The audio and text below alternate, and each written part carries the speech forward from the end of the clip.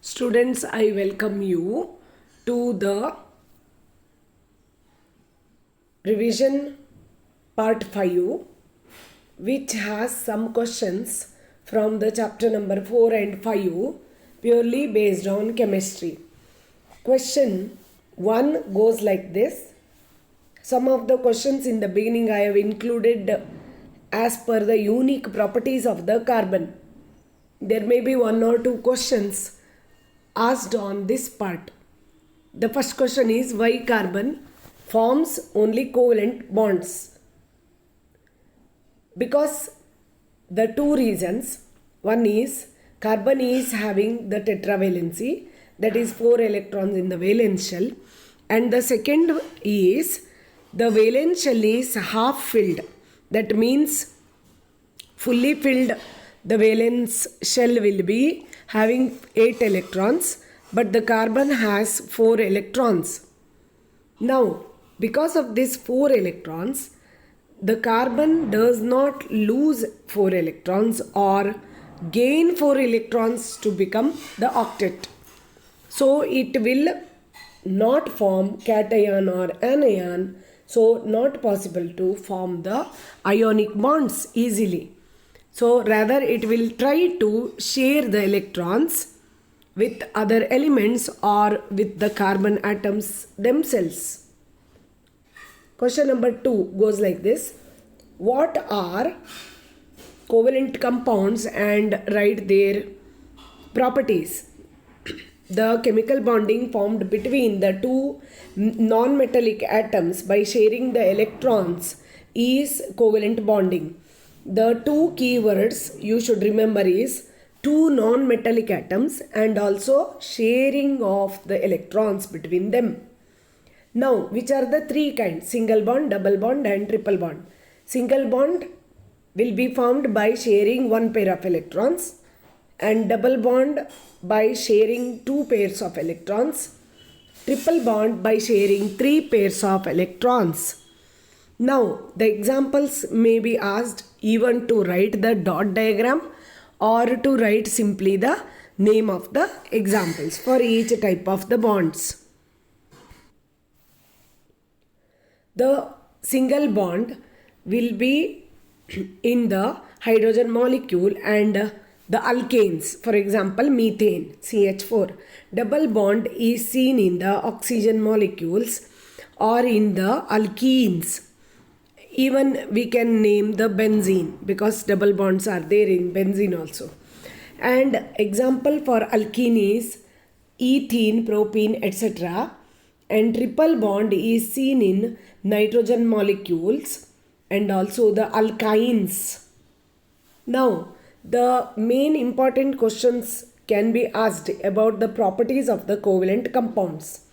The covalent compounds have the very less boiling and melting points, and the covalent compounds are generally soft solids and they have the flexibility, and even the covalent compounds are electrically non-conductors of electricity, electrically resistant because they do not form the ions, free ions. Unlike the ionic compounds which have high boiling and melting points, which have hard crystal structure and which are very highly electrically conductors of the electricity. Now, what is catenation? Third unique property of the carbon is having the catenation. What is catenation? It is the ability to form the covalent bond within the carbon chain as well as with the other atoms. So mainly the carbon tries to form the covalent bonds between themselves so that they can form three kinds of chains: the straight chain, branched chain and the closed chain.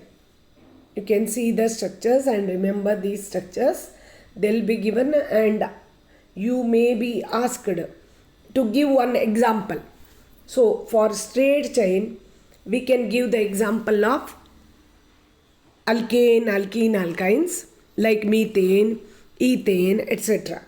Branched chain, we can give the isomers of butane, pentane, etc. Isobutane, isopentane can be given as the examples for branched chain. For closed chain, we can give cycloalkanes like cyclopropane or cyclohexane. Even the benzene is having the closed chain. And the catenation also helps the carbon to form 3 different kinds of bonds like single bond, double bond and triple bond. You can also add that word while explaining the application of the catenation. Now, question number 4. What is tetravalency? Tetra means 4. So, having 4 electrons in the valence shell is nothing but the tetravalency. The carbon having 4 electrons in the L shell, the electrons are shown red in color. Carbon tries to share these 4 electrons. To share the 4 electrons, it needs 4 hydrogen atoms or any 4 atoms. Even the carbon, another carbon atom also can share and form the bond. So these 4 electrons will form the 4 single bonds. That is the way how the carbon is able to form different kinds of chains, carbon chains. Next, question number 5. Name the oxidizing agents and write the chemical reaction involving them. Some substances are capable to add the oxygen to the other substances like the potassium dichromate, acidified potassium dichromate, and also the alkaline potassium permanganate. These are the oxidizing agents which add the oxygen to the alcohol. The alcohols become carboxylic acid by getting one more oxygen atom. Now the example is given there. The ethyl alcohol becomes acetic acid in presence of these oxidizing agents. Now, write the differences between the saturated and unsaturated hydrocarbons. It is a very straightforward question. You can be asked to write the differences. If the single bond is there in the carbon chain, it is saturated hydrocarbon. If double or triple bonds are there, they are unsaturated. You can give the example of alkanes for saturated, alkenes and alkynes for unsaturated. And number of hydrogen atoms will be maximum in saturated hydrocarbons. So they do not undergo hydrogenation. Addition of hydrogen is not possible for saturated hydrocarbons. They only undergo substitution reaction and the hydrogen is removed and there will be a heteroatom added in place of hydrogen atom so as to form a substituted product. Now, for unsaturated hydrocarbons, by breaking the double or triple bonds, the hydrogen is added. So, hydrogenation is possible and unsaturated hydrocarbons are more reactive than the saturated hydrocarbons generally. Now, let us see what happens when ethyl alcohol is added to the hot concentrated H2SO4 solution. The property of sulfuric acid is when it is hot and added to the hydrocarbon, it will remove the water molecule from it. So, ethyl alcohol with hot concentrated H2SO4 loses water. Losing water is dehydrating property. So, sulfuric acid is called as dehydrating agent. Now, what is the other product? The other product is the alkene or a double bonded product ethene is formed from ethyl alcohol. by removing the water from it. So ethene is very useful product because it is used in the production of polythene plastic covers. Question number 8. What are esters and write the uses? Esters are the hydrocarbons themselves. They are just like alcohols and carboxylic acids. But the functional group in them is COO. And CO if it comes, it is ketone. COO if it comes, it is an ester. So it is formed by the combination of the carboxylic acid with an alcohol. The reaction is given here. Ethanol and ethanoic acid both are very important products given in the 4th chapter, and they both react with each other in presence of concentrated sulfuric acid and form the ethyl ethonate, that is an ester. So in the center COO you can see the CH3 and C2H5, they are the hydrocarbon groups bonded on the either side of the COO functional group. Now what are the uses? Because of the property of the esters. Esters are sweet smelling substances. So they are used in making the perfumes and flavoring agents. And one more property is that by treating them with sodium hydroxide, they form the sodium salts of the carboxylic acids or esters. So they are nothing but soaps. So they are used in the soap industry also. Now the next question we study here is differentiate between the soaps and the detergent. Write the cleaning action of the soap. We can see here the soaps and detergents. Soaps are sodium salts of long chain fatty acids or esters. Detergents are the sodium or potassium salts of sulfonic acids. They are the derivatives of the petrochemicals. Now, soaps cannot be used with hard water because soaps contain sodium salts and hard water contains calcium or magnesium salt, and there will be double displacement reaction and soaps will not do the cleaning action.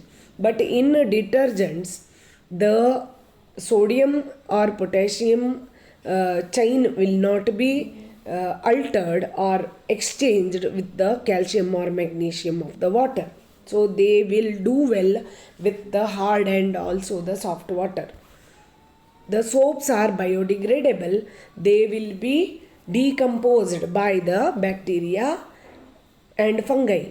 But the detergents are non-biodegradable. They cannot be decomposed by the microbes. Soaps take time to dissolve in water. So they need some time to get the things soaked in them, and then they will start the cleaning action. Chemical reaction is slow. But in detergents, they dissolve faster in water and also their action is very fast compared to soap. The soap molecule has got two parts, that is one the tail part and the other one is head part. Tail part is made up of the fatty acid chain which is hydrophobic end, and the head part is the sodium ion end and it is hydrophilic end. The hydrophobic end, fatty acid or the hydrocarbon end, will dissolve the dirt in it, oily dirt in it, and the sodium end head will get attached to the water. When the soap is rubbed on the dirty part of the cloths, its hydrophobic end attaches to the dirt and makes the micelle, the group of many soap molecules with the dirt attached in the center, is called as a micelle. And when the water is poured on this micelle after rubbing the soap, on the moist cloth or the skin, the dirt comes out as water attracts the whole missile out of the cloth. So the missile will be taken away from the cloth, so the dirt is removed. So soap being both attracted towards the fat as well as the other end towards the water is able to break the fat and take out the dirt, fatty dirt from the skin or the cloth, and this is the cleaning action of the soap. We will continue with the periodic classification of elements and consider some of the important questions. The first question is like, state the Dobereiner's law and consider whether a given triad is correct or not. Students, the Dobereiner's law is like this. When the three elements are written in the increasing order of the atomic masses, the middle one has roughly the average atomic mass of the other two elements. Students, here there may be a trick which to overcome that confusions. Please by heart these three pairs of triads. There are only three pairs of triads. Lithium, sodium, potassium, one pair. Second pair will be calcium, strontium and barium, CaSrBa, and the third pair is chlorine, bromine, iodine. This is very much familiar one, and the first one, lithium, sodium, potassium, are also very familiar because they lie in the first group. Chlorine, bromine, iodine will lie in the 17th group. Calcium, cerium, barium, they lie in the second group. These are the three which will fit into the Dobereiner's law of triads. Let us see how they fit. The lithium has atomic mass 7, sodium has 23, potassium has 39. If we find the average of the first one and the last one, that is lithium 7 and potassium 39. How to find the average? Add the two numbers and divide it by 2. That will be the average. Average comes out as 23, which is the atomic mass of the sodium. So they will fit as Dobereiner's triads. And even the calcium has 40 and barium has 137. Total divided by 2 will give you 88.5, roughly equal to the atomic mass of the strontium. The third example explained here is chlorine and iodine. When we total them and divide it by 2, we get the answer 81.25. So 81 is very roughly equal to 80. So these three are the Dobereiner's triads. If the other questions like the nitrogen, phosphorus and AS, if it is given, they are not the triads. Even if you try it, 74 plus 14, that comes up to 88, divided by 2 is 44. It is not equal to 31, which is the atomic mass of the phosphorus. So you can prove that the average of the nitrogen and arsenic atomic mass is not equal to phosphorus. So the first one is not a triad. The group B and group C are the triads, that you can prove it. Now how to prove? You have to practice it and then try it. Next, question number 2. State the Newland's law of octaves. The Newland's octaves law is very easy. When the elements are arranged in the increasing order of their atomic masses, the first one will follow in its properties the 8th one. Second one will follow, they are similar to the 9th one. Like that it follows. It is just similar to the notes in the music. Sari Gama Padani. Again Sani Dapa Magari. Like that it will follow, he says. Now, The next one is limitations.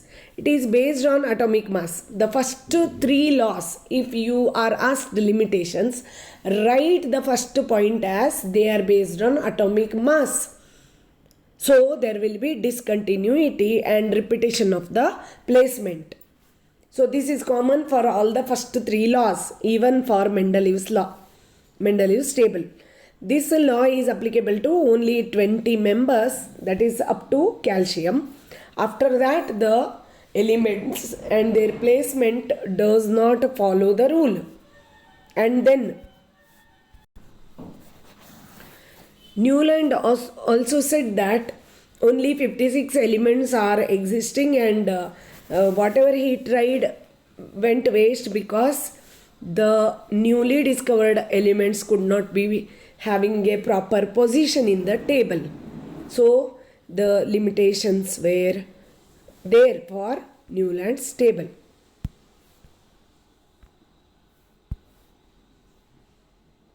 And Newland even tried to adjust two elements to fit into one single slot. That is, an example is cobalt and nickel. And it got confused. It had so many confusions regarding even the inert gases and their positions when they were discovered. And if you want to remember very easy ones, you can refer to these points. Many elements were placed at the same slot. Some dissimilar property elements are also placed together. The law was valid up to calcium, and the elements discovered later could not find a place in the pattern. Okay, let us go to the next law. State thus Dobereiner's law of octaves. It is already discussed. Let us move to the next law, Mendeleev's periodic law. If you by heart the Mendeleev's periodic law, it will be similar to the modern periodic law. The property of elements are the periodic function of their atomic mass is Mendeleev's periodic law. If you just convert atomic mass into atomic number, it will be the modern periodic law. Now, advantages and the limitations of the law are listed here.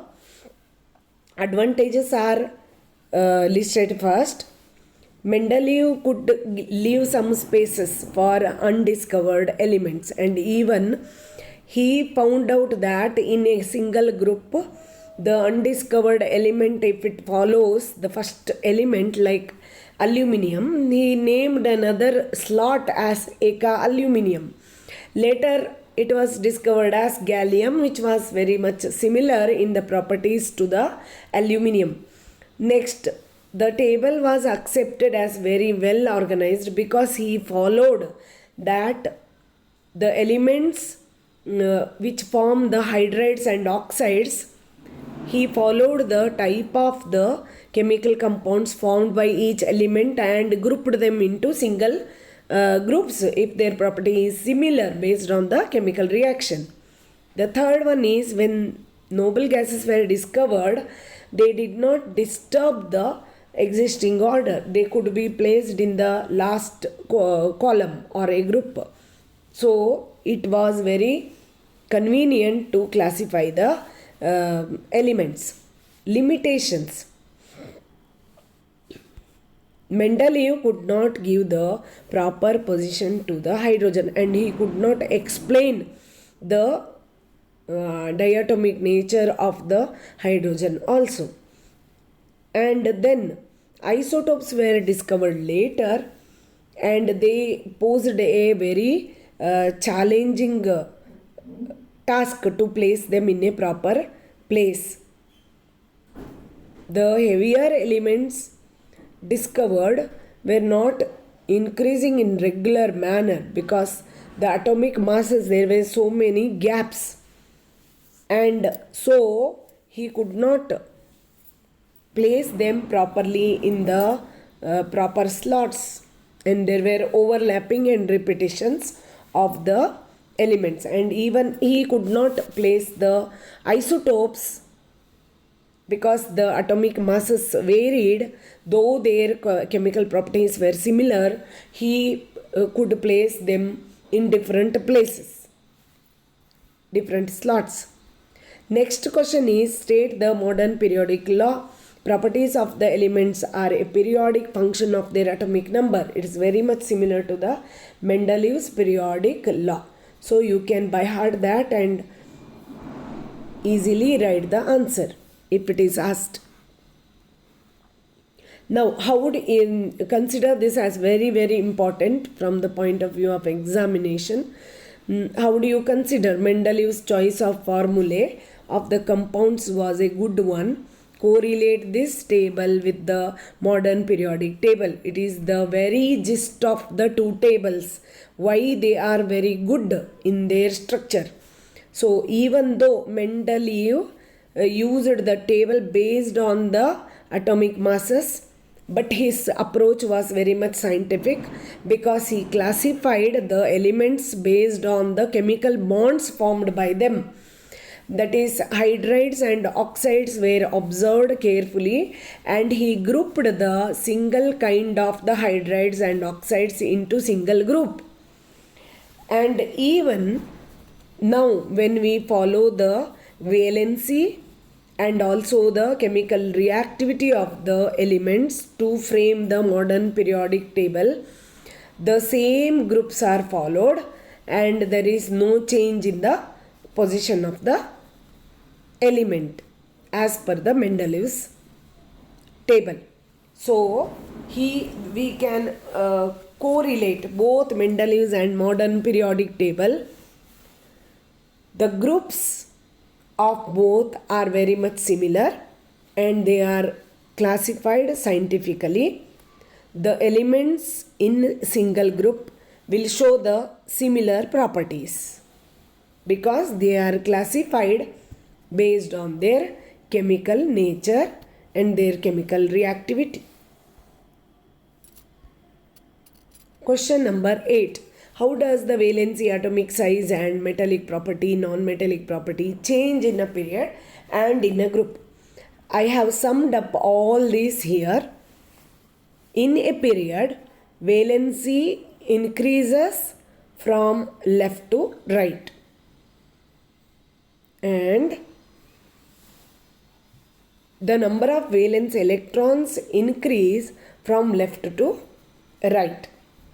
And then atomic size decrease due to centrifugal force between the nucleus and the outermost shell decreases. Metallic property also decreases, but non-metallic property increases. Metallic property and non-metallic properties will be opposite to each other. But in a group, the valency will be remaining same. The atomic size increases as the shells are added and the size of the atom automatically increase. The metallic property also increases, but the non-metallic property decreases. So this is the way you can sum up. You will be given some examples to arrange them in the increasing or decreasing order of the given trend. The trend may be the valency, or maybe the metallic property, or maybe the atomic size. Now let us see the last question. Among the elements given below, which pairs will form the covalent compounds and which pairs will form the ionic compounds? Write the chemical formula and explain your answer. The question A6, B12, C1, D17 are given. You have to write them as it is, write their atomic number and write the electronic configuration K2L4, that is non-metal. You may not be knowing the name of the elements, but we have just guessed it based on the knowledge. B, K2L8, that is M2. If the valency is 1 or 2 or 3, it is metal.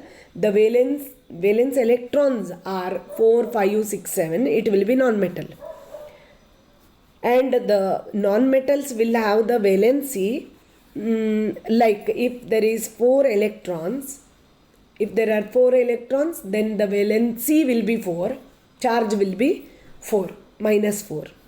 Now if it is 5 valence electrons, the valency will be 3, because to become octet they will gain 3 electrons and become -3 charged ions. If it is 6 valence electrons, the valency will be 2, because they gain 2 electrons, charge will be 2 minus.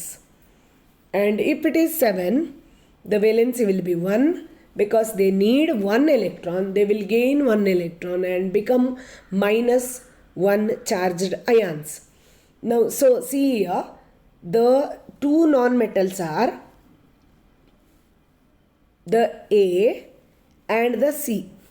A will bind with the C and form AC, because they will be sharing the electrons and form the covalent compound. If we consider the other example, the next pair will be B having the charge 2 plus and D having the charge 1 minus will form B1D2. That is, if you take an example Mg2 plus and Cl2 minus 1 minus, it will form MgCl2. So metal with non-metal is ionic compound. So this is the explanation which we can give for the formation of the chemical compounds.